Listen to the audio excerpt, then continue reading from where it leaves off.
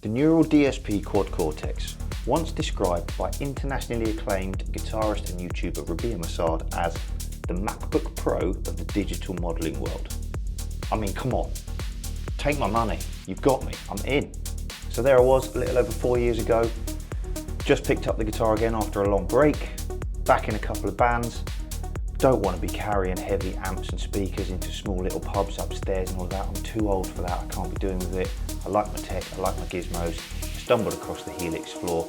That's what I've been using ever since, until this thing came along. Now, to be fair, when I heard that description, I placed my order, I got the unit, and I haven't used it live. It's just been used at home. I've never really got on with it up until the latest update that's just come out. So that's what this little video is about. I'm now super happy with the sound that's coming out of here. I wanted something that was light, compact, portable, and user-friendly. Apple touchscreen style stuff, very, very good.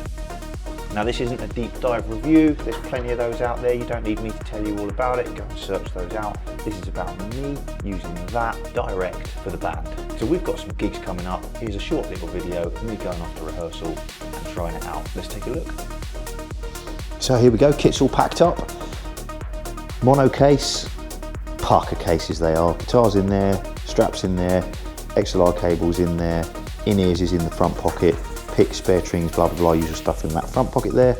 Quad Cortex, that's in that one. That's the entire rig. The only extra bit, we've got the mixer, digital mixer in there, and the MacBook Pro, which we run everything off of that.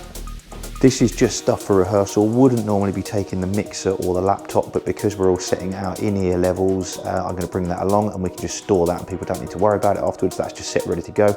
So the only extra bits that we'd have for, or I'd be taking if we were gigging, would be the 2 PA speakers, the stands, the cables, and all the accessory bits and pieces that go with that. Other than that, we try and run it super lean, like less is more. Why carry lots of stuff when you don't need to? Keep it small, keep it digital, everything's sorted. Tech, it's just brilliant. Yeah, there we go. Now it's, well, I suppose I best get it all in the car. First things first though, clear out the granddaughter's car seat. I don't know how she seems to take priority in there, but she seems to have wheedled her way into that.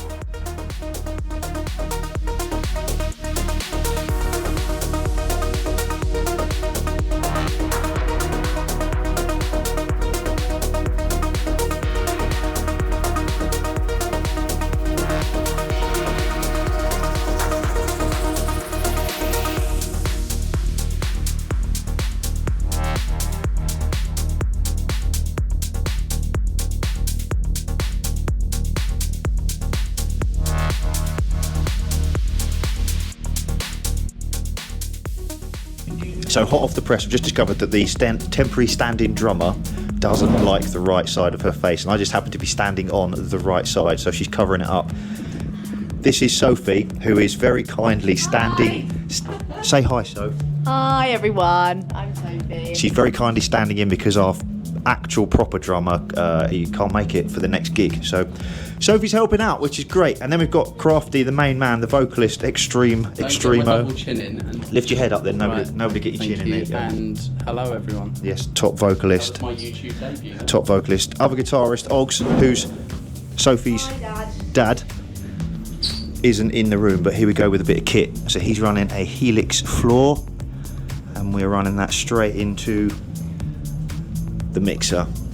I got my Quad Cortex running straight into the mixer.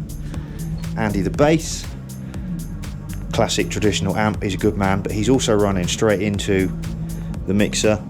And the only reason we're running the bass into the mixer is so that we can hear it in our in-ear system, and normally we'd have the drums mic'd up as well, but that's a lot of hassle for such a small room. And the only reason we mic the drums up again is so that we can hear them in our ears. We don't have the bass or the drums coming out of the PA, it's just vocals and guitar and any other kind of fancy instrument that we might have. We've had saxophones and stuff playing. So yeah, quick spin around the room.